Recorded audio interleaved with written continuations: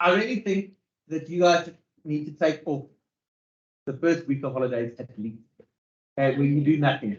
Okay. I'll put something on your broadcast group and show your parents what they said. Because like you have to recharge your batteries a bit. Okay. So I'll do revision, but I'm not going to do anything in that first week. Figure out that later on. Okay.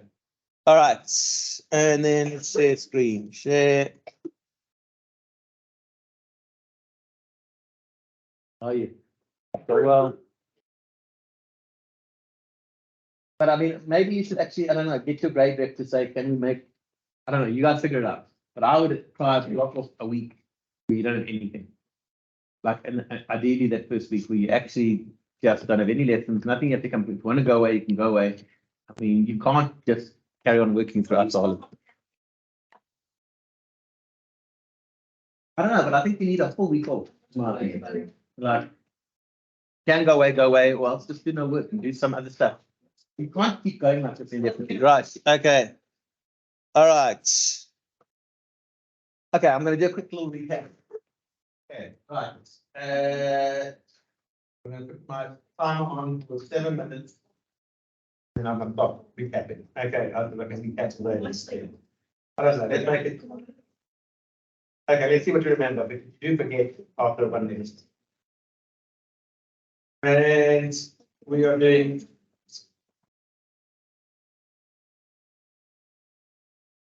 Okay, maximum. Yeah. Sure. Right. Okay. Timer.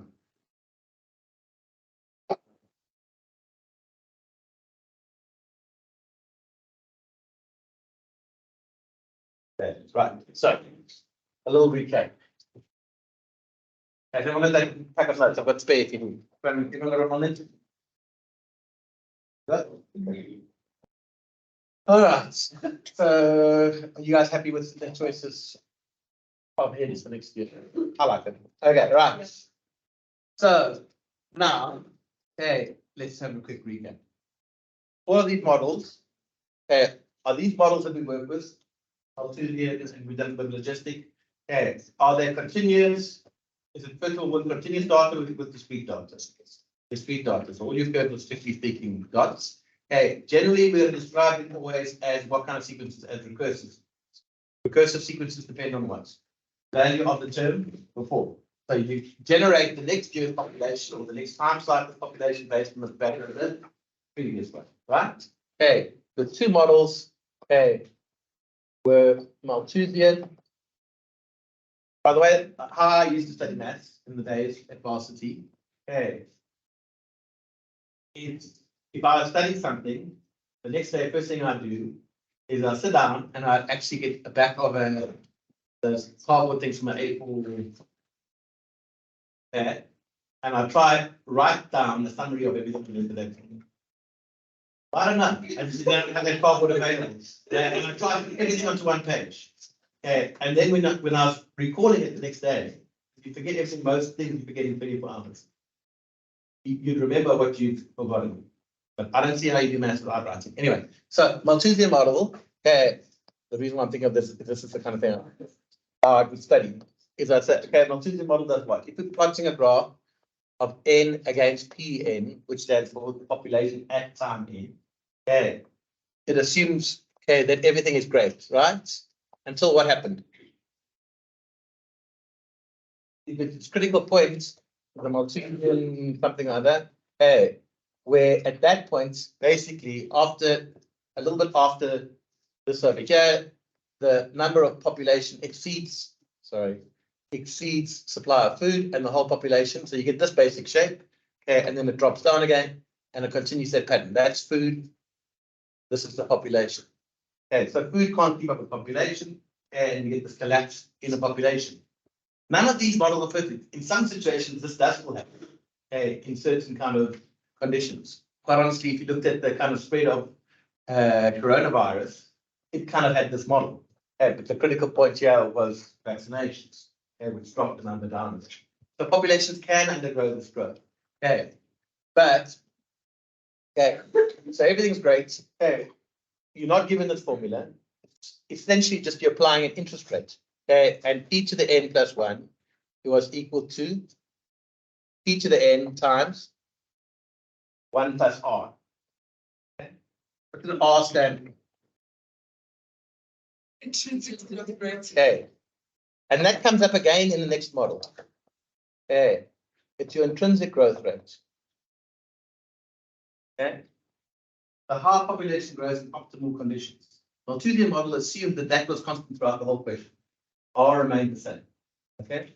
Remember, you can also, this is the one model where if you don't have, you're removing certain things in population, if it's just this formula over here, and not this bit over here, sometimes I'll say to you, and then so many are killed per year. As soon as you have that minus x, you couldn't do it as an explicit formula. Okay. But if it was just this part over here, where you're just applying interest, it's geometric, you could also use equivalent of a is equal to p1 plus I to the n. In other words, in this notation, we'd say p to the n is equal to p0, 1 plus r to the n. So you could do an explicit formula if you not got that minus big thing over here, but we hardly ever do that. And the majority of the time, we're going to be sticking with these things over here. Okay, so R is your intrinsic growth rate. So what are the kind of questions we get with Logistic model? Okay, well, first of all, they ask you to calculate R. Okay, so your growth rate is equal to your birth rate minus your death rate. Okay, your birth rate, okay, well, the one way you can think about it is that the number of births over the original starting population, right? Okay, but the way we normally calculate birth rates, okay, you can remember. So this is your specialty. Number of percentage females, you guys are more important, times number of surviving offspring. Okay, so that's how you're going to normally calculate your birth rate. So the kind of question that I'll say 60% females, okay, in 1 year, something has 2 cubs and it happens 3 times a year, and the percentage that survive are whatever, 80% survive. That's how you calculate your birth rates. Okay. How do I normally calculate my death rate? Good. 1 over life expectancy. Does it make sense? If a lion lives for 20 years, you'd expect 1/20 of the lion population to die in 1 year. Okay. When's the death rate equal to 1? Okay. If it's less than the population cycle, right? So if everything dies within 52 days and 52-day cycle, your death rate is 1. If beginning of that cycle, by the end of that cycle, you expect everyone to be dead. But the babies will have been born, and usually they go crazy. Okay, right. Then what? What else do we ask in that kind of question? Sometimes they say to you, what would I do if I knew the formula? So say I had this, p to the n plus 1 is equal to 7,3 pn. So that's the formula for sum or twos in growth. And I said to you, what is the intrinsic growth rate? 6,3. Okay, remember this number is 1 plus r. Okay, so r would be equal to 6,3 in a situation like that. Okay, if I said to you, okay, the initial population was equal to 20, okay, and that was your formula, how would I calculate the population at P50? Well, that's a bit ridiculous. P50, what would I do on my calculator? I go 20 equals K of 3, then I go 7.3 times answer, and you weigh 20 times. Right, okay. Right, what else do they ask you? They ask you if you had something like this, p to the n plus 1, and they go, let's say we had 2,3 times pn, okay? And they say, right, this population is growing at that rate. Okay, the rate of increase, by the way, is a percentage. What is your R as a percentage? 1,3, yeah, 1,3, yeah? So it's growing at a rate of 130%, right? Okay. If they said to you, okay, how many thingamajigs must I kill per population cycle in order to keep the population at a certain rate? Okay, well, what happens at equilibrium? So the one way you can remember is you can just say at equilibrium it stops growing, right? So I could have both of these. Okay. I'm losing myself. P to the n. Okay, how many must I take away? So you'd say p to the n is equal to 2,3. Those two things would be the same. Okay. minus x. I'm confusing myself. Okay. So your x is your initial population. Well, x is basically what the population increases by. Yeah. Okay. So x is what the population increases by. You want to balance that out, right? In one time view, what did the population increase by? Okay, to increase by, okay, I've done something wrong in the formula here. This is 1 plus r, right? Okay, sorry, if I'm getting confused. Okay, so that'll be p to the n 1 plus r, p to the n minus x. Okay, and then you'd end up with, if I use in general terms, okay, sorry, p to the n plus 1, okay, would be equal to 1 plus r sorry, 1 plus r times p to the n, and p to the n is the same thing. So you end up with p to the n is equal to, sorry, I'm just reminding myself of this because I was thinking about this the other day, sadly. 1 plus r minus x. Okay, and what would happen? Okay, if I went and solved for x, you get x is equal to Pn, you with me? Plus Pnr, that's what I want to show you. Okay, minus Pn, you with me? So you're left with just x is equal to Pn times r. Okay, which makes sense. Why? Because that is the increase in the population every single year. That's how much it's increasing by. Not what the new population is. 1 plus r is a new population, right? Okay, this is how much it's increasing by. It's increasing, if r is equal to 50%, to be 50% of the every year it's increasing by 50%. So to balance it, x will always have to be equal to that. Yeah, I lost you. So we don't have to show that work. We can just go x. Yeah, I'm just trying to think of a case where it wouldn't work, but I can't think of one. So in this particular case, this number is what? 1 plus r. So what's it growing by? A rate of, so every year it increases by 1,3 times whatever the population want to keep stable is, right? If you want to keep the population at 50, the number you'd have to destroy is 1,3 times 50. Okay, so my time's up. Right. Okay, right. Right, okay. So we'll do some practice of those just now. Okay, then we went into our new model. Right. New model was the logistic model, right? What happens in the logistic model? Okay. What is the whole principle of it? And this is the one section of math where you actually get questions you answer in words. Okay, which is actually quite nice. Okay, because math teachers aren't great at marking word sums, so we generally like, okay, someone's gonna like give it a mark. Okay, so what happened if I did a graph of n against p to the n in the pop? And you've got to be careful of what your actions are. Okay, this is time, whatever, and this is the size of the population. What does the logistic model say compared to the multiplication model? It says, no, in reality, the multiplication model doesn't really work. Because what happens is, if you've got in a confined area, as the density, we talk about the population density increases. Now there are a lot of people in here, but there's a confined space. Okay, so people realize, well, a couple of things start to happen. Disease spreads quickly.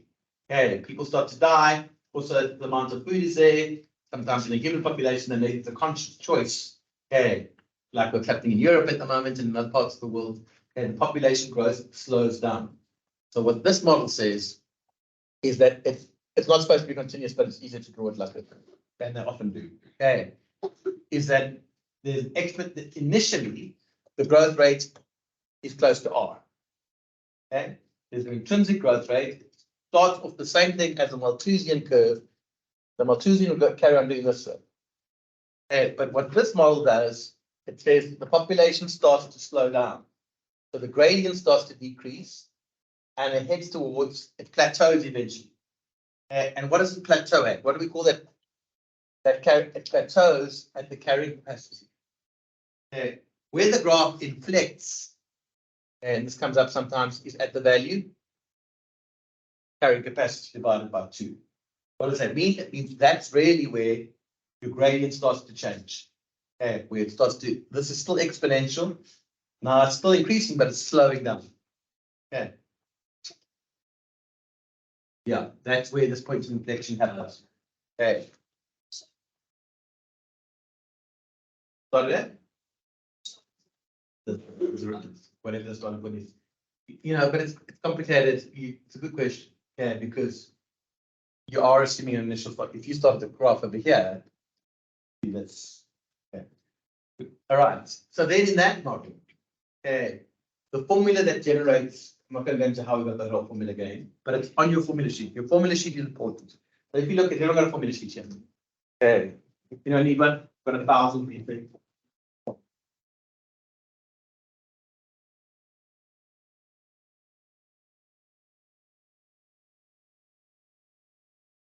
You know what? I can just use it. Yeah, take this one if you want.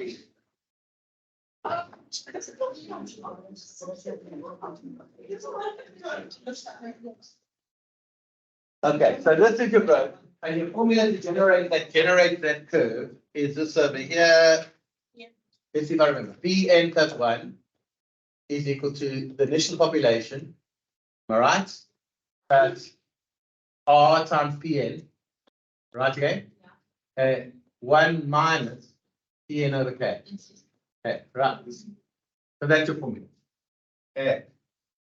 What is PN also the same as PN? Pn is a year before, the population from the year before. Remember, this is a recursive formula, right? Yeah. Generated from the year before. So P7 would be equal to P6 plus R times P6 minus 1 minus. So if I gave you this, okay, so R is still what? R is still your intrinsic growth rate. Okay.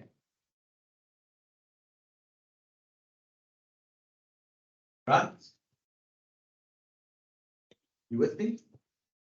Okay. But the one way, okay, so in the Malthusian model, P to the N plus 1 is equal to P to the N 1 plus R, right? Okay, and 1 plus R is a ratio you're timing by, okay, which is going to stay fixed. But in this model, okay, P to the N is equal to P to the N, so this is equal to P to the N, I'm sorry, that's PNR.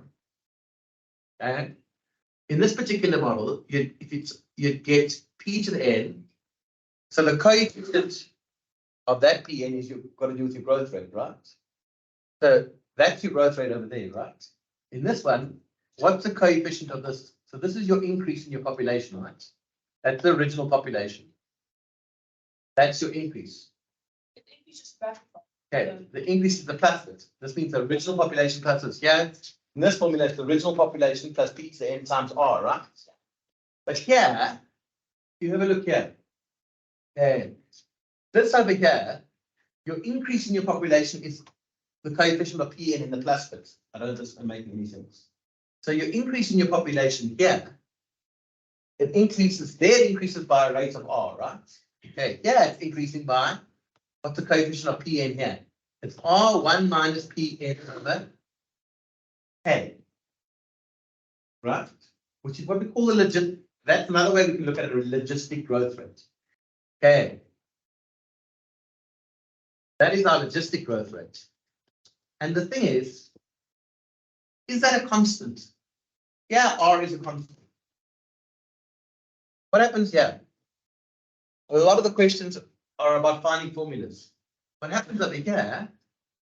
This changes. So from one population to the next, it changes, right? Okay, so this is like my logistic growth rate, which we also gave a symbol of delta P over P. Okay, we'll do past paper questions to see the section. I promise it's not that bad. Right. Okay. So that's now what is this formula? So this is the rate at which things are increasing. Okay, remember the logistic growth rate was if your intrinsic growth rate was 50%, this would be plus 0.5 PN, right? And it's always increasing by 50% from one year to the next. But here, it's not constant. That says not constant, believe it or not, because this isn't constant. Because your population is changing, right? Now let's have a look at this formula, because often, okay, they give you the formula and they ask questions about the formula. Okay, so if I look at this formula over here, this is how much it's increasing by, right? This is the rate of increase. And what is that telling us? Well, what happens as Pn gets bigger? What happens as Pn gets bigger? What happens to Pn over K? That also gets bigger, right? Can't really go to infinity, but that will also get bigger, right? Okay, so that number gets bigger. So what happens to 1 minus Pn over K? This number is getting bigger. it's becoming smaller, right? Can't be bigger than 1. Why can't it be bigger? Why can't Pn over K be bigger than 1? Because according to this model, your population can't get past the carrying capacity, right? Pn must always be less than equal to your carrying capacity, right? Because it heads towards your carrying capacity. Okay? So if we think about it, Pn is basically, okay, this number, so if it was initially, let's say carrying capacity was 50, okay, and the population in 1 year was 20, then the growth rate would be, okay, 1 minus 20 over 50, right? But what happens if your population became 30? The whole thing becomes smaller, right? And what is that a long, complicated way of telling you? How does that link up to this? It's saying, what does this whole model say? This model's key idea of this model is as the population, yes, the logistic growth rate, okay, the growth rate decreases. You see how it links to the formula? So as P, sorry, pardon me, as Pn gets bigger, the logistic growth, this Pn over K becomes bigger. So the whole thing becomes smaller. The coefficient of, in other words, your coefficient R1 minus Pn over K, you with me? What happens? What happens if K becomes bigger? If K gets bigger, what happens to Pn over K? Okay, K gets bigger. Pn over K gets. So the whole thing, R1 minus Pn over K gets bigger. Does that make sense? What do we say? The larger the carrying capacity, the larger the growth rate. You with me? Right. Fish? Yeah. Right. And then the last idea we discussed, we didn't even discuss that last time. Okay. But I remember making up an exam question like that one time. Okay. The last idea we discussed, you get a different curve. Okay. And this is where you're going to be careful. There's another curve that comes up in logistic model. Okay. And the other curve that comes up in logistic model is your axes are different now. There is no time in the difference. What this axis is P, the population, and not just P. And this is your logistic growth rate. So now looking at the growth rate, how quickly it's growing. Now, what does the model say? What do we expect to happen? What happens to the growth rate? The gradient gets less and less and less, and eventually it gets to a gradient of 0, right? When does it get to a gradient of 0? At your carrying capacity, right? So when the population hits carrying capacity, we expect the growth rate to be 0. This is the point. When the population is K, the logistic growth rate is 0. Okay? But what is the maximum growth, the optimal, what do we call it, an optimal growth rate when things are great? That's your intrinsic growth rate, right? So the maximum growth rate we can get is R. Okay, and this decreases in linear fashion in this model. Okay. In this model, what do you have to recognize? That this point is K over 0, right? That this, your y-intercept occurs at R, right? If I'm given these two things, what can I find pretty easily? I can find the equation of this line. Okay? I'd use y is equal to mx plus c. Okay? So what your y value is in this case? It's your logistic growth rate. Okay, delta p over p is equal to m. Okay, your x value is p plus c, right? But what is m equal to? Okay, your gradient though, it always actually don't worry about this. Your gradient will always be equal to what? Change of y over change of x, right? So it'll always be negative r over. Okay, and c in that formula is going to be r. Okay, and then the last idea we discussed was this idea of how do you find a logistic growth rate given some points. Okay, this is the one thing that confused me when I started to teach this. Okay, in that this idea of what a logistic growth rate is.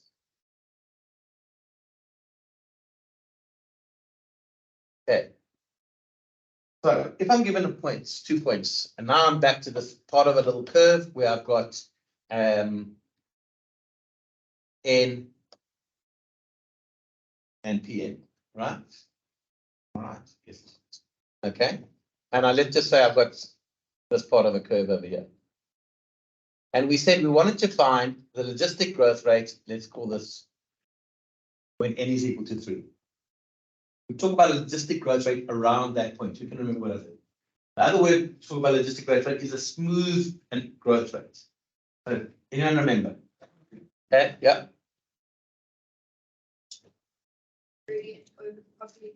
Population in the middle of the 2 points. That. Okay. So what the hell are we talking about? That if you drew a straight line between those 2 points, okay, the logistic growth rate at this point over here, okay, is going to be equal to, okay, the logistic growth rate delta P over P. Okay, I would have to go calculate this point over here would be 2. I'm going to just say, what do we call it? 2P2, right? I mean, this should be 4. Okay, 4P4, right? With n is 4, the population is at 4 is P4, right? This would be, okay, that should be 1, should be 2, 3, 4, sorry. That'll be 2P2, right?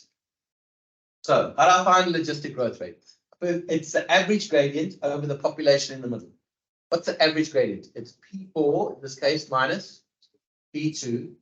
That's change of Y. I think of it as average gradient, that on the top bits. Okay, over change of X would be 4 minus 2. P4 minus P2 means height, right? Okay, over 4 minus 2, you with me? Then what would I divide it by? The point in the middle, which is P3. Okay, it's relative to the population.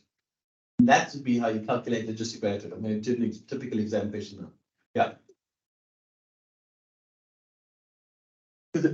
It's looking for around this point. On average, what really a logistic growth rate is around this point on average, what's going on relative though. Okay, so if I said to you what this, we also think about this as just being, this bit as being delta P. Okay, so delta P is a bit confusing. Okay, it's a delta P is an average gradient. Okay, an average gradient between these 2 points. So on average, what's going on around this point on average? That's what a smooth growth rate is, right? On average, what's going on is we find the gradient of that line. But this model depends, it's a function of population ratio. I know it's a bit confusing. Okay. But that's going to be your general pattern in all of these kind of pictures. So that'll tell us as a rate of what the population is. That's my logistic rate. What's going to happen to this number generally from one year to the next? That's going to get bigger, right? Which means that the whole thing's going to get smaller. Yeah, which is why logistic rate growth tends to do. Yeah. Yes, delta P of P is my logistic growth rate. Delta P is an average gradient. Okay, so delta P is an average gradient. Okay, and P, so that's what I mean by this other thing over here is delta P. Okay, all right, so let's just have a look at a typical exam question. Okay, done page, where was it? Okay, so this comes from IED 2008, and it's a very common type of question. Right, we'll have a little break after this. Okay, so it says here, the spread of a virus in an animal. Okay. Oh man, come on, Richard.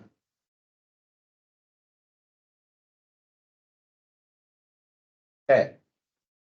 In an animal, over the first few hours of infection is given in the table below. Okay, so we've got here essentially N, and we've got Pn over there, really.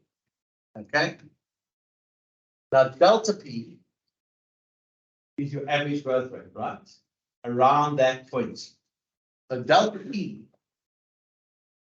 an average gradient around Pn. So we've got this, so in this particular case over here, if we looked at, I could not figure out delta P over here. Okay, but I can figure out delta P over here. If I go, okay, if I took those 3 points, No, I can't even do that, can I? Hey, let's actually start here. I'll get back to this now. If I looked around P1, hey, if I had a graph, hey, what would go with 1? 1 would go with, if that's N and that's Pn. 1 would go with 14, right? Okay. And 3 would go with, in the middle, you've got the points, 222, right? So if I'm looking for the average growth, the average gradient around this point, okay, around P2, this is P2, I'm looking at this thing over here, right? I'm going to do this one first. Okay, so I'm looking for the average gradient between these 2 points, right? So your average gradient is simply equal to, so delta P is an average gradient. What would it be equal to? 32, so it's there. Change of y, 32 minus 14. What's the change of x? 3 minus 1, which is going to be 32 minus 14 is 18 divided by 2 is 9, right? So delta P is equal to 9. Now, on your calculator, how did I get this number? Well, just the growth rate is your average gradient, which is delta P divided by P, right? What's delta P? It's 9. What's the value of P? Go 9 divided by 22 in your calculator. Hopefully, we get 0.4099. Thank the Lord. Okay, right, try to complete that column. Let's see something on there.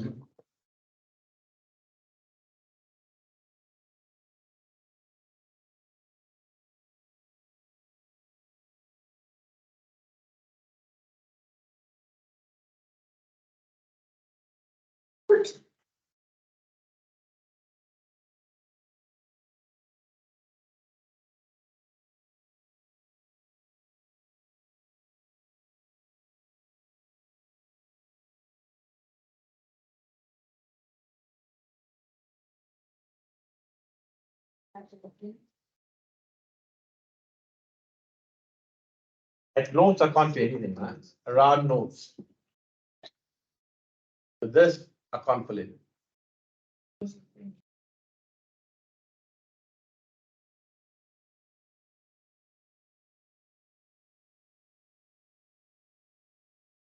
Notes and 10, right?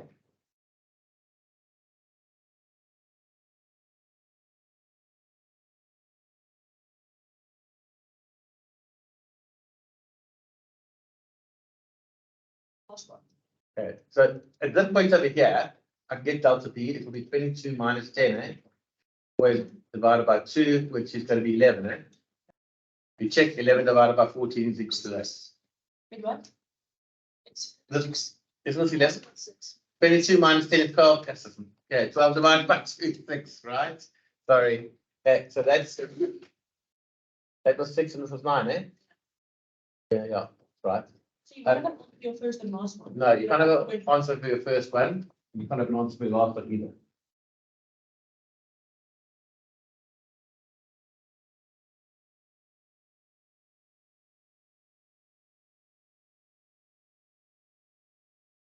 So you can see your average gradient gets less and less and less, right? But while your average gradient is getting less, what happens to your population?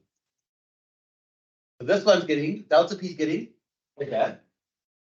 I mean, delta P is getting, your average gradient is getting 6, 9, and then it starts to decrease again. 7, 5, 3,5. Think of your shape. Gradient increases, so that's in this little region over here. And then at your point of inflection, what happens? It starts to decrease, right? But this is your growth rate. Okay, and what happens the whole way through there? Hey, this slowly starts to decrease overall. It's confusing because average rate is not the same thing as growth rate. Because growth rate, what's the difference between average rate and growth rate? Average rate is just changing by the change of it. But growth rate is divided by the population in the middle, right? So because the population is getting bigger, that's always getting smaller, even though the average gradient gets bigger, this is still getting smaller. Why? Because this is getting a lot bigger quicker. Yeah, no, that's making any sense. Okay. Right, so that's your table complete. So Yeah. Say, okay, obviously the last column is the change in P over P. So this is your logistic growth rate. Okay, Okay. why can't you just take the last column and times it by PN? I know you won't get, like, for example, exactly 6 on the dot. Oh, you should be able to, yeah. You actually could do it like that, yeah. Yeah, you could.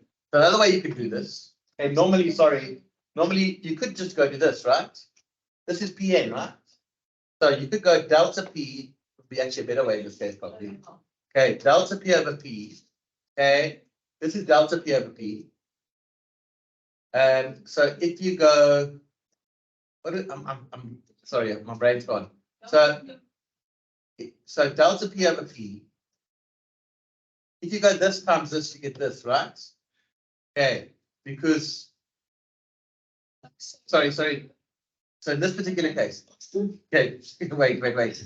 Okay, delta P over P, okay, is equal to delta P over P, right? We know so in this case over here, sorry, here we are. What did I mean? Sorry, my brain is gone. Okay, so delta P over P was 0,409. So we're saying this 0,40909. That's delta P over P is equal to delta P divided by the population at that point, which was 22, right? You with me? Okay. So if I go 22 times that,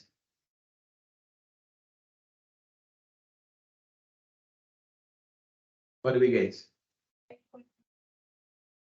So 9 all intended purposes. So if you do that. So yeah, this before mark, I mean, we're not asking you for working it. It would be a better way in this case. Okay, so you go that times that will give you 9, that times that will give you that. Does that make sense? Okay. But usually actually what happens is normally a question is they give you that. Okay, they don't give us this column. They give us this information, but they give us the first 2 columns. Oh, okay, I see. You with me? And if they go calculate, actually they usually go straight to that. Okay.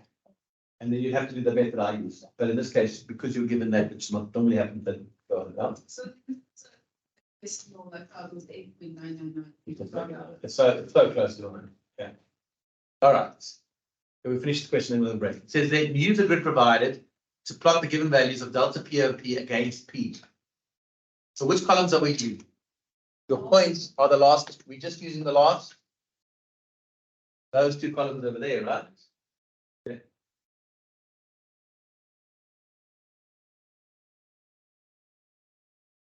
Guys, the only thing with pencil is this. Okay, the only thing with pencil is if you do a remark, but in return finance actually doesn't apply because you don't get your scripts back. Okay, the big thing with pencil is that in a normal day-to-day exam, if I give you a script back, you can go rough something out and then claim that you did something different. Quite honestly, I mean, it's better to use pen, but in a graph, I would use pencil. We don't care. We don't mark it. All exams with pencil, so. Yeah, I think so. In final exams, it really doesn't matter. Really? Yeah, the only real thing about pencils is no, what do you think? Relax, guys. I promise you the marking process. Okay. So we're plotting what? Delta P over P again? P, yes, sorry. Can you say PN is delta PN over PN? So we're plotting, let's just clear this rubbish. Makes sense. Okay. So we're plotting the graphs of delta P over P against this column here, P. Right? Okay, so we're using those 2 columns. So your coordinates of your points are going, what's your first point over here? It's going to be 14 and 0,2857. And that will be your first point, right? You agree? Okay, on your x-axis, you have P, and your y-axis, you have your logistic growth rate, your smooth growth rate.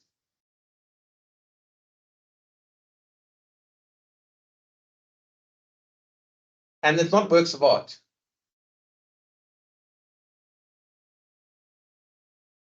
So we've got 14 and 0,42. So I'm going to make this a bit bigger. 14 and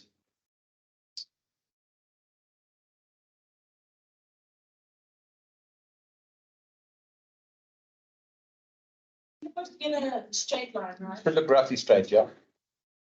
So 14 and 0.4, 2. Somewhere over there. Guys, you don't have to make it works of art. Okay, there's 14 and 0.2. Then I have 22 and 0.409, which is a bit flatter, right? Then I've got 32 and 0.28. 0.28 must be somewhere. It's a bit of an eye exercises for me. Right, and then 40, 0.175. Somewhere over there. Then 46, 0.1087, so just above 0.1. And then 50, 0.07. What? 50, 0.07. So it's still a tiny bit above. 0.07 is over there. Okay. So it says, there's my points. Did you get something about that? Okay. Then it says draw into a line of best fit. Is that the first question? Okay, an estimated line. We're not drawing a line of best fit. This is stats now. Okay. Well, not what we call stats in core. Okay, right. So now, remember, you roughly have, there's not a specific exact answer. You need to have the same points above the line and below the line. So yeah, for my one, it looks roughly something like, I don't know, something like that. Not really. An outlier would be somewhere out here. But this is according to a model, so there's not really going to be an outlier. You don't have to worry about like making our x into the 9% A and R. No, it's not. Okay, but coming up. Okay. Right, now it says use your calculator. So let's get out. I don't know if I'll say it because who would forget their physics calculator for a physics exam? Right. Okay. No. So now, yeah. To tell you this, but he also thought that he discovered when he went to Fox to Carlo for a lesson a week before and not on the day. They sent to the whole school. They send the study breakdown for each subject. It's like a 30-page document. And then he looked at the physics breakdown. Fortunately, he's looking at the grade 11 physics breakdown, and he said, "Oh, nice! I'd like to study everything already." And he went to Carlo. I was like, doesn't seem right. Yeah, but still, it's better than a week before than on the day. Right. But it's not getting concerned today when sitting on any grade 12 work for your prelim. Okay. All right, how are we going to find this now? Guys, remember how we find a line? Okay, right, you're going to go and do this. So to find an equation of a line, and what's it also called? It's also called a regression line. What they call it here. To find, use the calculator to determine the value. Okay. So on my calculator, okay, if you turn over the page, I think there's some space there. Okay, where it says turn over the page, where it says method line, cross that out. Turn over the page, page 22. Okay. Right. This is the one we're never going to use. Yeah, I'll cross it out. Okay. Right. So this one over here. Sorry, are you? Yeah. Okay. I think. Yeah. Okay. So now it says. Sorry. Okay. It says use the stat mode on your calculator. Enter the data from the table of delta P over P versus N, Pn, right? And determine R and M, hence determine K. So how did we do this? Well, remember when I use a line of regression, right? What's the formula I use? The notation I use is this. Y cap is equal to A plus Bx. Remember this? Vaguely. Okay, so Y cap is equal to A plus Bx, right? Strictly speaking, what that means is you can only predict Y from X, not the other way around. Okay. X determines Y, not vice versa, which is true in this case, right? So now you're going to go to your calculator. You're going to go mode. Thanks. Okay. Right. Mode. What do we do then? That. Okay. So you press. Oh, you're with me. Okay.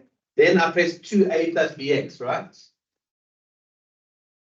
You press 2 a plus bx, right? Okay. Then you press 2 a plus bx. You can tell your frequency thing on, but you don't need that. So in your x values, we're going to enter these points over here. So those are going to be your x values. Okay. What we're putting p against delta p, that'll be your x, that'll be your y, that go together. Right, here you go. I'm into that. Right. So it's annoying, so enter those points. So you're going to enter 14 goes with 0.42857, 22 goes with blah blah. So just be careful of careless errors. Yeah, so that's the only thing that's got delta POP. So it'll be 14 will be your first x value, and your first y value will be 0.42857. And 22, the next point, etc. So, we use the, you got the original points. Okay, because what is this graph? What are the axes here? This is delta P over P, and this is P. So your coordinates are P, delta P over P. Okay, so your population here was 14, and your growth rate was, this point over here was 14. So you're plotting these points, 14, 0.42857. You're entering those points, right? You with me? And the last point where it was 50, 0.00. So you're entering the coordinates of all of those points, calculate in case the equation of the line of best fit. So when you get to the when you enter all your data, no, you clear your screen. So you enter data. I know it's terrifying to do that. Once you've entered all your data, you clear your screen. Okay, then you press shift and you go to that one above number 1. Right? It says what does it say there? Stat mode. Stat. Okay, so you go shift and you press number 1, and then the calculator says, right, what must I do with this data that you've entered?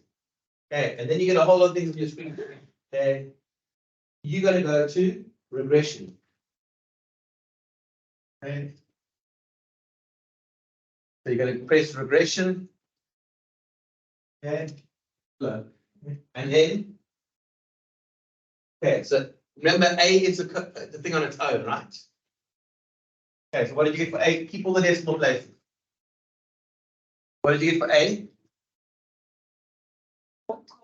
6 On your screen, okay. Okay. So A, you get. That's how you normally how many decimal places. Let's do to 4 decimal places. So I've got A is equal to 0.6106, right? Yes. Okay. And you clear your screen and you go back to shift 1 and you go find regression and you go press B. You should get, did you get negative 0.0? 0.106. Yeah, negative 0.0107. Okay, so what's the equation of the line of best fit?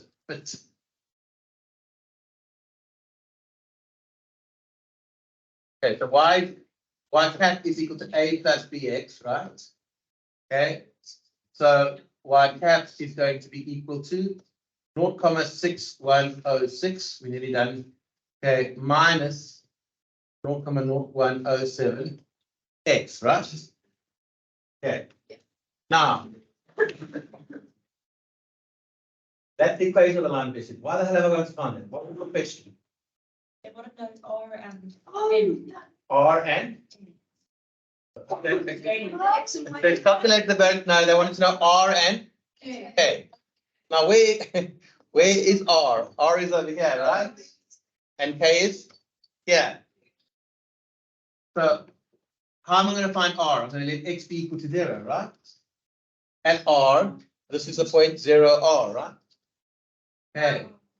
So when X is equal to 0, okay, Y is going to be equal to 0.6106, right? So this is the point, which looks kind of right on our line that we drew in. Look roughly right to you. Okay. So R, and what is R again?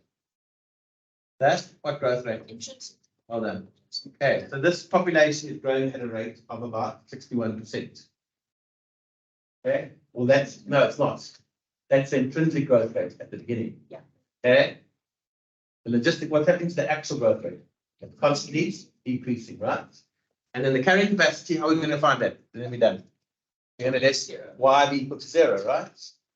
Okay, so I'm going to get 0 is equal to 0,6106 minus 4,0107x. Go solve for x. And hopefully we get something close to 60. But you have to go A and B now, you can't just use the lowest version. What did you It's say? fine, it's fine. What did you get? 57,06. Yeah, that's right. Okay, okay, here's 57 comment. Blah, blah. Yeah. Okay, just a little break. All right. I must tell you that when the head comes in for an impromptu class visit and the whole class goes, woo. That's right. Sad. I wasn't me. No. No, wasn't me. Yeah. Paying class, well, I'm beginning to get my lesson. Okay. I'll try to read it. But to be honest, I feel like how many times have I danced after this?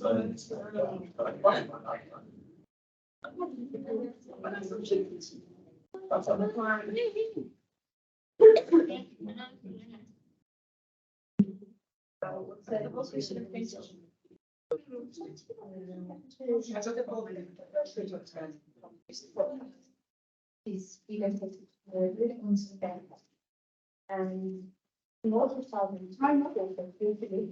You down to the front. Sure. Yeah. No. Right, so. Oh, okay. Right, I'll be back in time.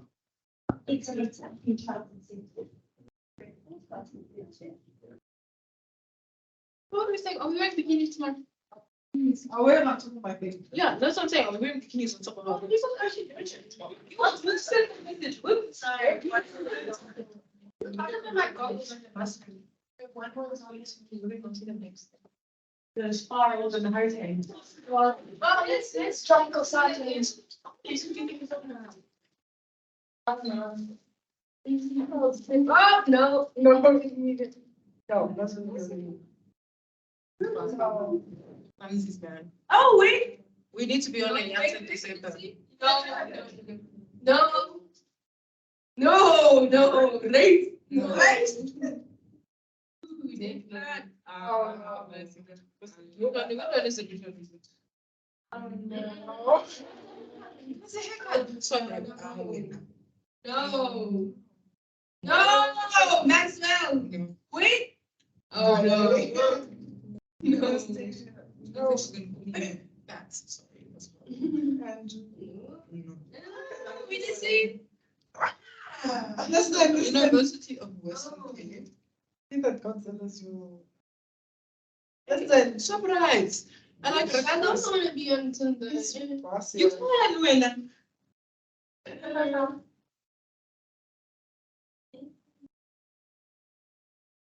What's he got it? No. Oh, wait. Left. Last right. No. No. The fuck? What's going on? No. Champagne. No. Oh. She's pretty. Go. Oh, okay. Yeah. That's good. No. No. I'm forward straight on. Oh, that's a big No. no. No. Oh. No. I'm not being bad. We have potential, but it's not. So we're knowing. No. And then some.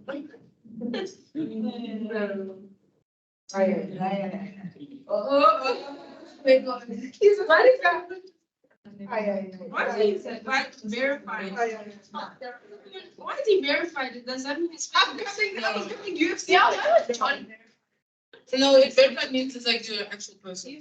Not to be an actual. Wait. Yeah, look at mixed feelings. No, why do you? How old is that guy? You know. Sean, is he Sean? What do you mean? No.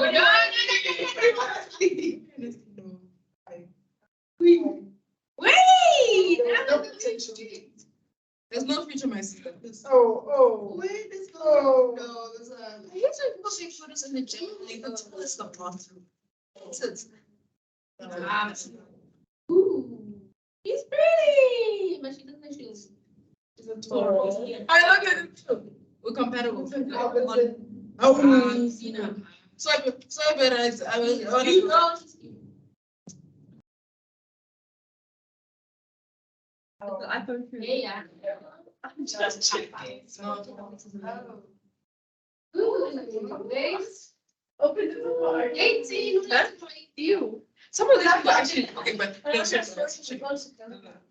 No. No.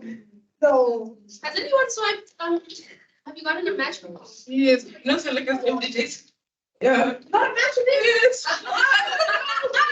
I don't know. What's going on? Okay, let's swipe it right. Let's do it right. Wait, let's swipe it right. You don't see the logistics here. Me, I'm here for business. I'm here for business. How things for business, not for love. Everyone's so bad, like you're looking at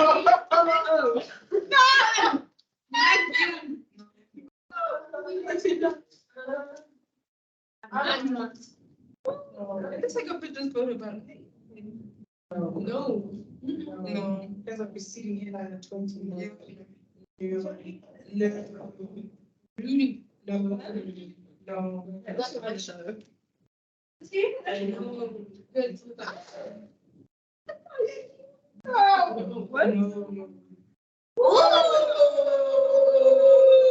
I totally. Oh, okay.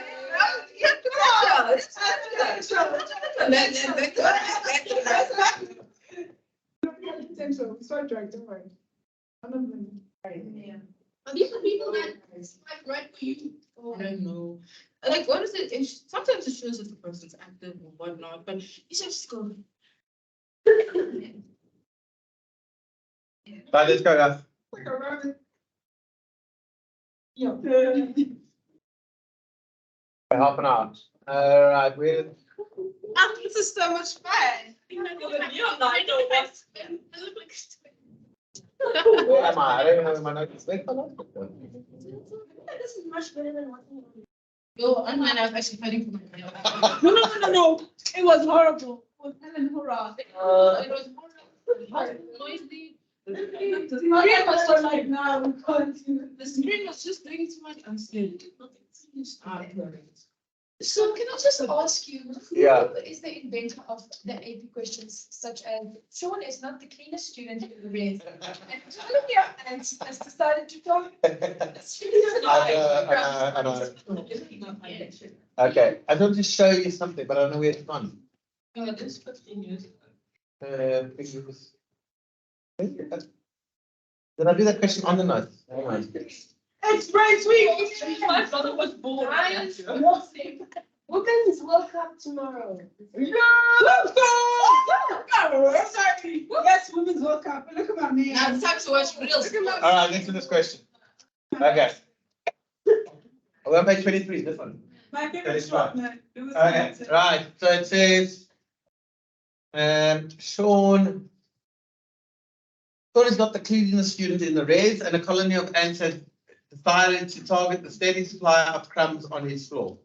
Interesting. Not have to form. Being more astute than he is hygienic, quite like expression. Sean predicts that the colony cannot increase in number indefinitely as there's only a limited supply of crumbs. Hence, the number of ants will tend to a variable limit. Okay, trans 7.1. Look at the graph. It's your neighbor.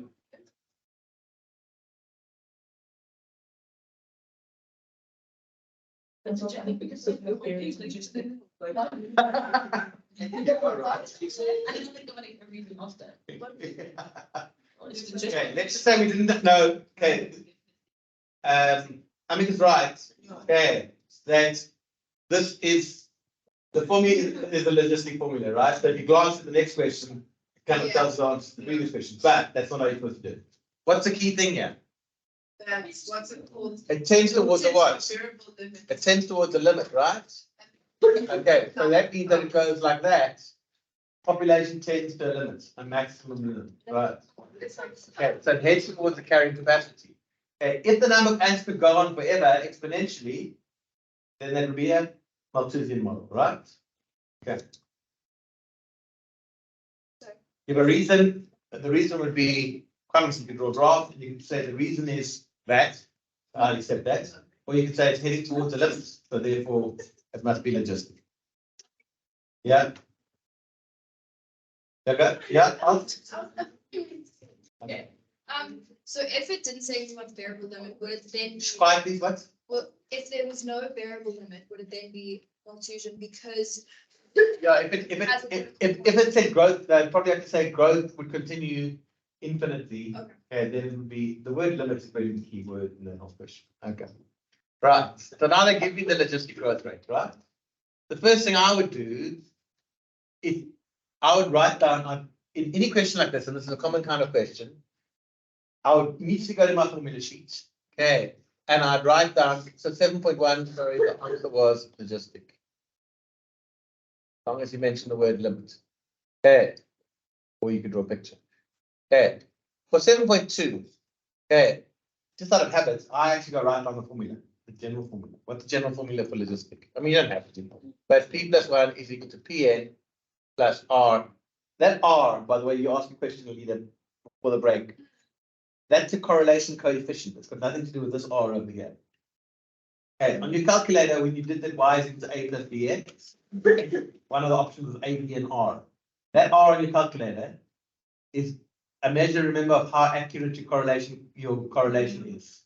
So it's a curve like this, strong correlation. If all the points are close to the line, R would be close to 1. That R on your calculator got nothing to do with the R over here. Okay. So it's P to the N, so it's going to be R 1 minus Pn over.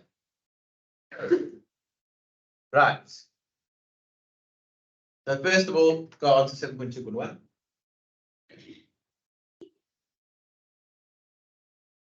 You may. 2,500. Good. Okay. Quite a lot of ants for one room. Okay. So the carrying capacity of this room for ants is 2,500. Just by max. Just by max, yeah. You see the problem with one thing, brother? It looks all very nice, and once you've got the equation, it gives you nice graphs and all looks perfect. Problem is, how the hell do you know that the carrying capacity of his room for ants is 2,500? Okay. Well, you always have to be a little bit wary of mathematical models.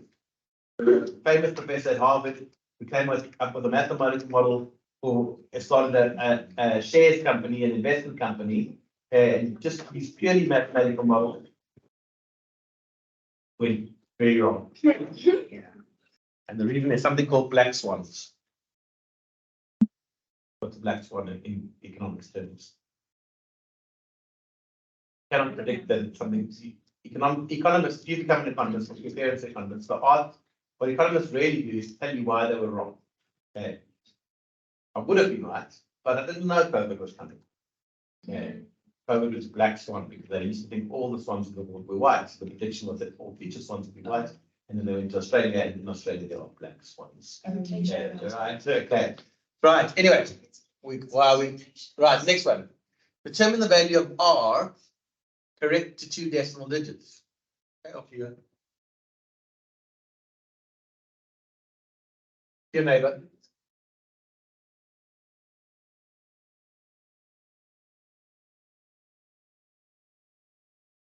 So you're going to say P1 is equal to P0 plus R P0 1 minus P0 over 2,500. But P1 is 375. And P0 is 250, right?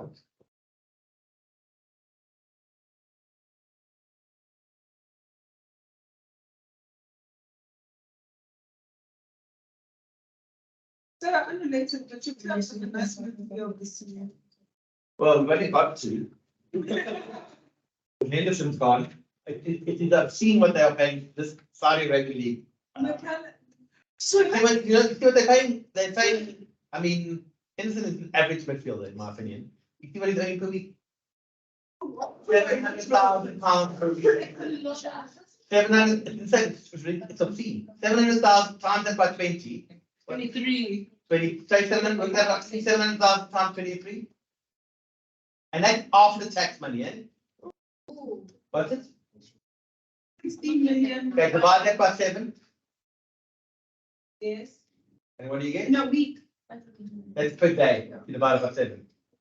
Earning 2.5 million rand per day. Why?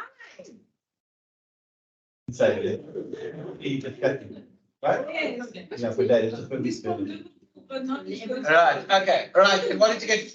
Right, so you can either go use the solve function. Solve is there, eh? You can use it. Yeah, sometimes it does. What did you get for R? Plug in that? Yeah. Inverted 2, stands for 4 different things. Yeah, sorry. All right. Are we good with that? Okay, all right. Yeah, right. And we've done the worst part. I am going to do a consolidation lesson where you just practice exercises, right? But let's get through as much as we can to help us more. All right. Now we're gonna do small. Okay, right. And this model I think is a lot easier anyway. Okay. Population. It's another frame of reference, right? Okay. Where it doesn't look at time so much as it looks at the relationship between predator numbers and prey numbers. Okay. The limitation is it really deals with the interaction between two particular species, like lion and hippopotamus. But in reality, okay, in any normal environment, there's a lot more going on than just the relationship between lion and impalas. Okay. But you could actually, like in Kruger Park, have a thing of impalas against the predators that prey on, not just lions and leopards, right? But in the questions we do, it's normally with one species. Okay.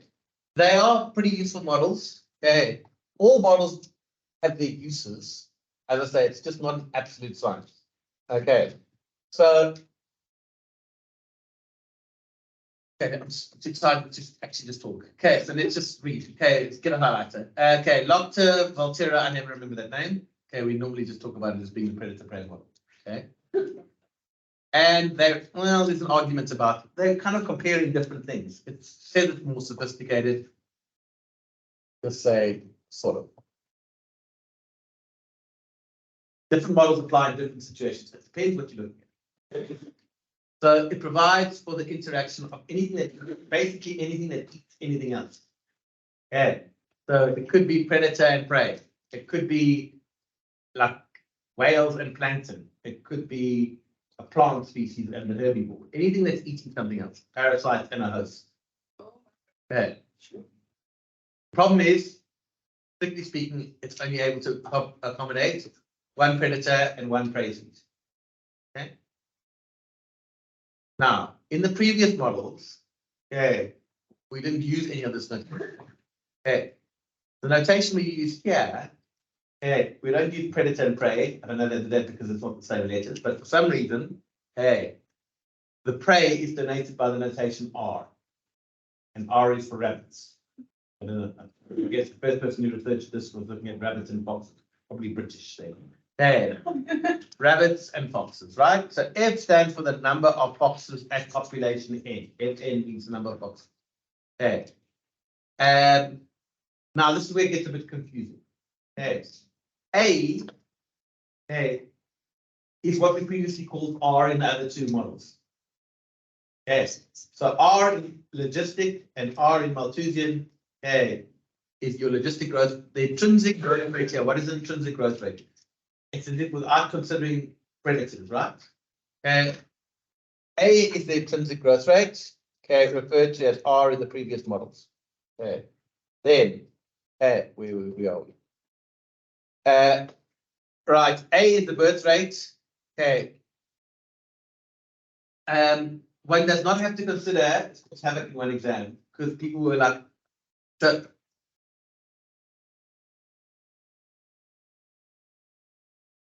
just say this. I'm going to show you the formula. Death is dealt with elsewhere.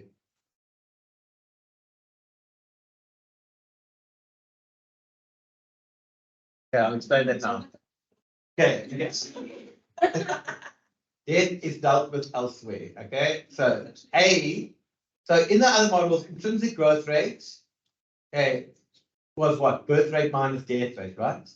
It's really, in this case, maybe we should actually say, interesting when you go over your notes, in a way, how would you, for you to say birth rate there? Yeah. Yeah, no, but I wrote initially here intrinsic growth rate, but that might confuse you. Because intrinsic growth rate by definition includes death rate. Okay, so let's just stick to A's birth rate, plus intrinsic, right? Okay. Now, this thing, per capita rate of fatal attacks. Okay, basically, right, it's a measure of how successful they are as hunters. The predator. Okay, that's what it's got to do with. The capita rate of fatal attacks. So on average, B becomes higher the better the hunter they are. The predator, right? I'll explain this one. And C is the death rate for the predators. Okay, I'm going to go through this. This will become clearer now when I look at the formula. Okay. Right. So we just talked about this. This was just another, I'm not going to go back into it. Okay. Predator prey language. It will be R to the n plus 1 is R. Don't worry about this. Okay, next. Okay. I want to go to something here. All right. I'll get back to the details of all of that just now. Okay. So, in logistic language, okay, we would say P to the n plus 1 is equal to that. In the rabbit language, in this notation, we're going to talk about the number of rabbits is equal to that. I'm just going to show you how these formulas are going to link up just now. Okay. All right, but before we do that, okay, so how they look at, okay, this is a comparison between prey and predators, right? So let's have a look at this model one. Okay. Are we on the right page? I'm on the right page. Okay. So let's look at different regions. Okay, let's pause for a second. Once you figure out how to read the graphs, it's actually a really easy model. Okay. So what's this saying to us here? Let's just go through this over here. Let's make this a bit bigger. Okay. Right. Okay. So in this thing over here, okay, here's prey. Prey are the ones. So we can have in the little rabbits, the predators, and foxes. Okay. So now you've got some population of these, right? Okay, this is our starting point. Okay. We read off the prey, number of prey on this axis and the number of predators on that axis. They won't be on the same scale. Okay, the number of predators, this axis is generally going to go up a lot quicker than that axis, right? Does that make sense? Because you'd have 100 rabbits, 100 impalas would support 4 lions or something like that. Okay. So what's going on in this model? Well, first of all, what's happening in this region? Yeah, up to there. Let's say in that region over here. In region number 1, from at stage 1, what's happening to the population? We always move in an anti-clockwise direction. Well, we follow the curve basically to the central point. Don't write that. Okay. We follow the curve around. Okay. So the path of the curve goes like this, goes round, it spirals round, spirals round, spirals round. Okay. 13 minutes to survive. Never get through as much as I hope. Okay. So tell me what's happening in stage 1. If you're moving in this direction, what's happening to your prey numbers? And what's happening to your predator numbers? Okay, so prey increases, predator increases.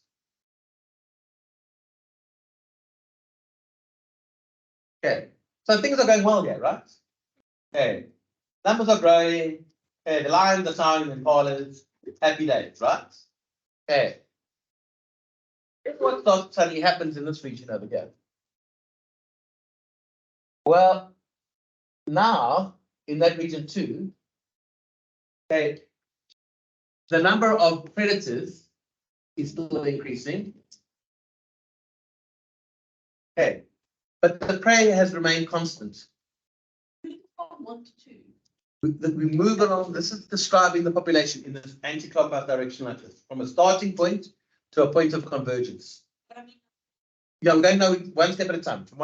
So I'll go through region 1, where they're both increasing, right? So both are increasing. Okay.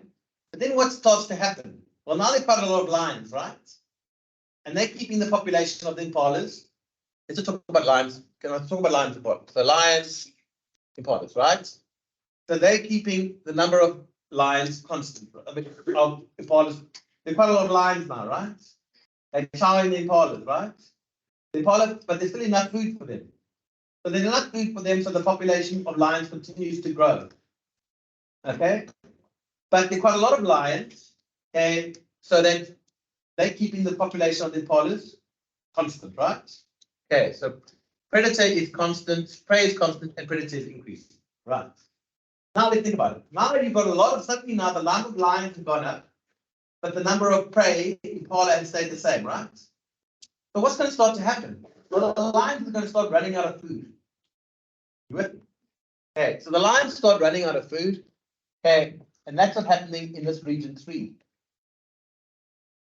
Okay, so in region 3, let's do it in green. Okay, in this region over here, okay, the prey, what's happening to the prey? It's decreasing, right? So these things there were a lot of lions, right? The lions are chowing, okay? The lions are chowing, the prey decreases. The lions can't really increase, and so the predators are constant, right?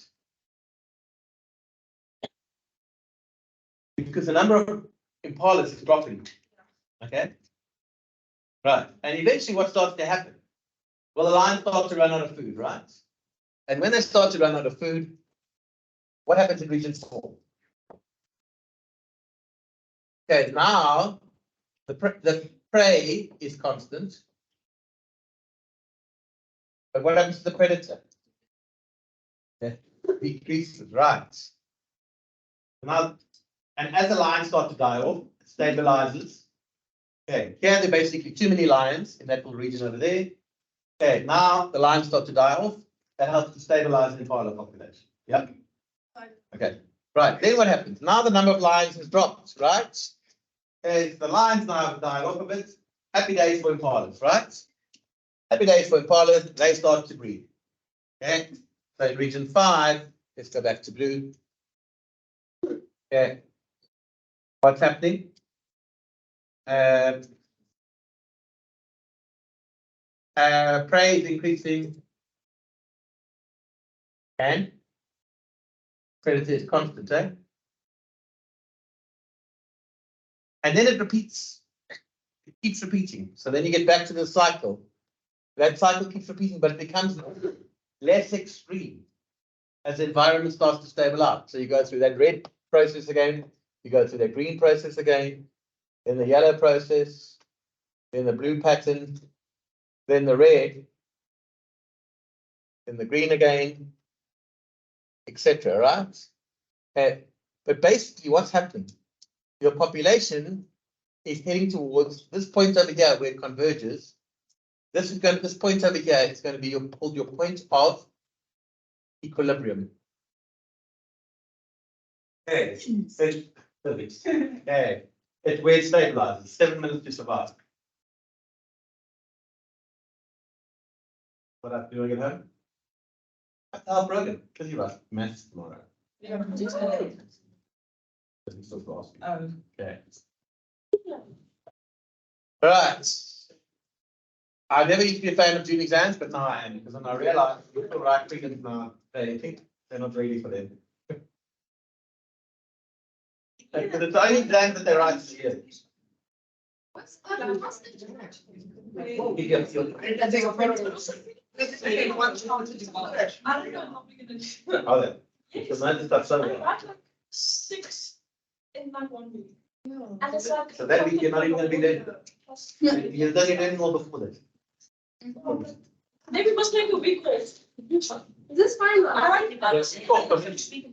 No, I'm saying they will just take a week off in August to just relax. Yeah. Then I'm gonna, no time. But you learned that stuff already. You're gonna be fine. Okay, I promise. Right. Okay, right. Now. Is this next page? As soon as we like learn this. Okay, let's see how it is. Okay, we're not gonna get to the end of the day. Oh. All right, go to your formulation. Okay, so a big part of this, okay. Right, yeah. Okay, nearly there, okay. Right, a big part of this is really understanding the formula. And you go to your formula sheet. Okay, this is the formulas that we have. Okay, this is given on your information.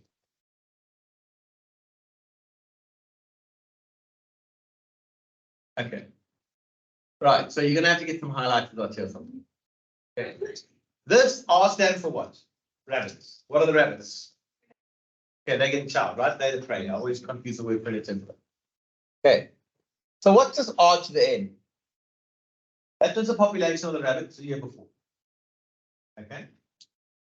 And there are two main parts to this formula. The previous models dealt with everything at once. Okay. They dealt with death and birth within a formula. That's why R involved death rate and birth rate, right? Okay. Here we don't do that. This, think about it. This is plus a certain number, right? So this bit in blue here is how much the population what it increases by in a year. Okay. How it increases in one population cycle. So let's look at this thing about increasing. So that increasing, this A, I want you to change this. Okay. Think of my notation here.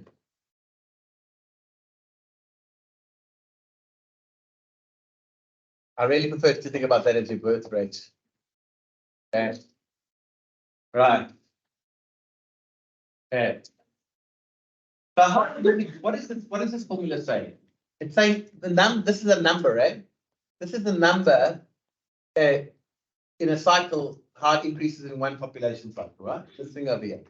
Okay. How much it increases in one population cycle? 4 minutes. Okay. So what's the A telling you? Well, A is the birth rate. Does this make sense? Yes, because the bigger A, the bigger the birth rate, how quickly they breed, the more rabbits there'll be, right? Okay. Then, but it's linked up to, where have you seen this formula before? Logistic model. So that's essentially the logistic model. Okay. But it's not looking at R, it's looking at, okay. It's saying, and so what is this model acknowledging? It's acknowledging a carrying capacity, right? Okay. So it's acknowledging a carrying capacity. It's saying that that's what would happen normally. But they're saying, but that's not all that's going on. So they don't say that the logistic model is wrong. But they say, though, that you're going to lose population because of predators. Okay. So again, you'd still go calculate A. A is still a birth rate, right? That's why let's talk about A as a birth rate. Okay. So A is proportional to all of those things. Okay. But unlike in R, death rate does not have to be dealt with, right? So A is a birth rate. Because where is death dealt with? Death, ladies and gentlemen, is dealt with over here. This is death. Death. Right. Okay, because that is the number that decreased in a year. Not by one predator species, I should say. It's not the lion called Jack. Okay, it's by the lions. Yes. But like I say, really, okay. So this parameter B. Now, what is it saying? What happens as B increases according to this model? If B increases, the number of deaths increase, right? Okay, so the bigger B gets, the more rabbits die. Okay, this B was basically how successful hunters they are. Per capita, we call it the per capita rate of fatal attacks. Okay, so when they go hunting, are they any good at it basically? Okay. Right.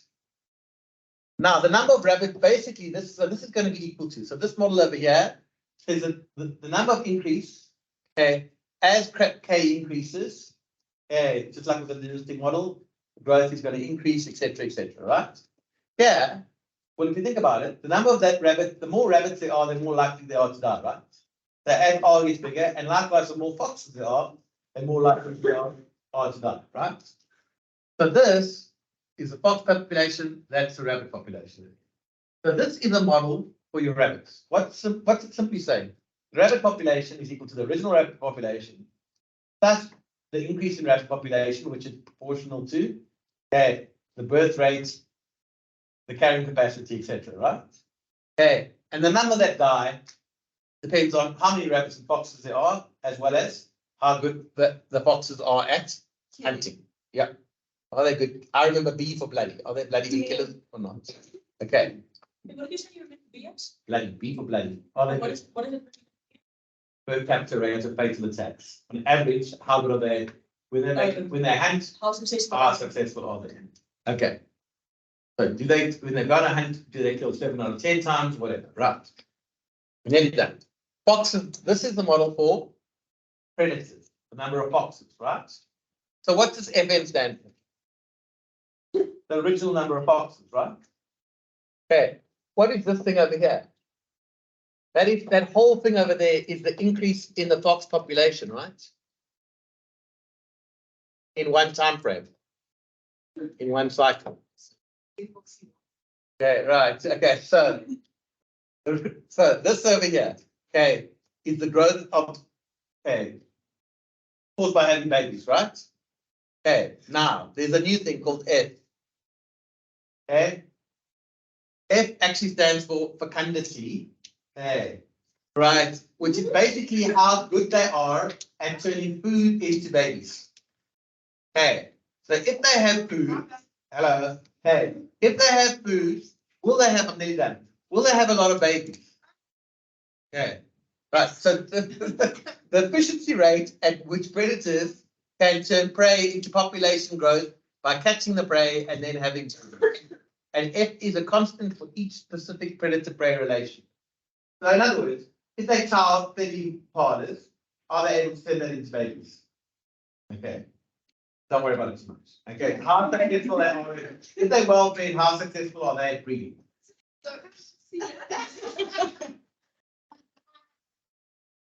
So the predators are well fed, how good they are at making a baby. It's kind of fertility. It's their fertility, right? So the fecundity rate of, yes. Are we staying for singing music notes? No. It's mom. Yeah. When does it end? 10 o'clock. Okay, but meet your minutes and I'm done. Because I might want to like stay and watch because like it's interesting for some reason. I'll sort it time. Yeah.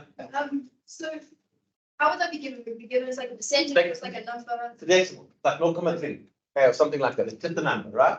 Okay. So the fecundity rate for the F would be higher for wild dogs. I think have like about 5 puppies. Okay, but lions probably have a maximum of 3 puppies. Okay, right. Then B, now, but so this is how good they are having babies. The F. What's the B stat? We saw B in the previous formula. B, how successful they are killing. Now, do you agree with me? The bigger that B is, better they are hunting, the more their numbers are going to grow. Okay. R is, well, the more rabbits there were in the previous population, the more they're going to grow, right? And F was the more of them there were, the more babies they'll have. Does that make sense? Okay, so that's what all of this feels. Okay, this number here, B times Rn, is the number of prey killed in the given time period. Okay. Because what is that equal to? B was how good they were at the percentage killed of rabbits, right? Don't worry too much about that. Okay, in this formula, then, so that's the number of new foxes. Okay, then this is what? It's a minus sign in front of it, right? But the number of boxes that die. Yeah. Is anything towering the boxes? No. Okay, so they just die. Okay, it's proportional to C, right? And C is your death rate. Okay. And death rate, so C stands for the death rate in this model. And your death rate is 1 over the lifespan, right? So, right, and then lastly, okay. So three times N is the number of foxes that die in one time period. Right, we'll do some examples of that. And then we'll go this, we'll figure out. When you go and jump to it? Okay, so I'm moving the math, the AP test still. Friday. Again, I mean, it was on your term report, but it really doesn't really count much of it. Okay. You can get some time to study this, nice. So, That should be. yes. Right. Well, I'm going to send you tonight, by the way. Okay. First of all, I'm going to send you the letter we sent to your parents in terms of how this paper 2 business is working. And then I'm going to send you, I'll send you the same letter I sent them to read through it. Then I'll see if you do it properly. Then I'll send you a link to the Microsoft form where you're going to either mark off that you're going to do SAT or modeling or neither. Okay. All that will happen if you don't write is that you'll lose the money. How much money? When is the cut you get? 300 rand. When is the cut not taken out of my allowance? So Yeah. you said if you get like above 80 in modeling, above 80 in calculus. So see the look at read the document. Okay. Extended further to get an extended further maths certificate, you have to average above 50% for your paper 1 and your base paper 2. Yes. Yes. Okay. That should be in this And section. that ratio is made out 2/3 paper 1, 1/3 of your base paper 2. Okay. Where is it that you give it this section? If that average, the 2/3 paper 1 combined with the 1/3 paper 2, that counts as a distinction. So instead of saying you have 7 distinctions, 8 distinctions. Yeah. That's what you base it in the. Yeah, I don't know, like Varsities, promising Varsities, look at it, but inefficient. Some efficient, but I think this and who else? Double check for you. They will take that as better than, and no, they'll replace your worst optional thing, so with Brogan, I'm hoping that his AP mark cancels out his physics mark. But which one should we do that? But I definitely don't do that. And I think it's one other one. But it should next year. But quite honestly, the other university, hey, guys, what do universities want? They want you to pass, right? Yes. They know very well that your probability of passing is proportional to kind of having done AP. Quite honestly, that's why some of you are very upset that you only got whatever the mark you got for stats. But just having done it, they know that you can really pass better than not having done it. Okay. But surely they still see it. They do. Yeah, yeah. They'll look at it. They're not gonna. Yeah. I'm not push to do that. Yes, they can't, the problem is, it's still, It's like. You can't say- They're gonna. further studies, a lot of universities can't include it because most schools don't offer it. Why did they then include it in the options for your subjects? It's frustrating, they should just include it, it should just be given. Because quite honestly, there's something like a question. Question's not even eaten, then I don't know what. Okay, I don't think too many poor people affording to maintain a horse. Okay, and going and doing their little jumpy one piece. Bye, guys.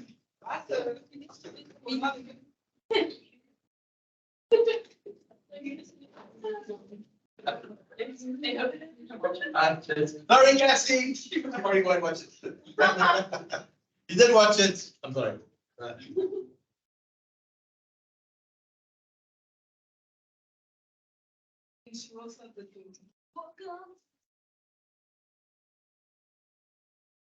Thank you so much. You too.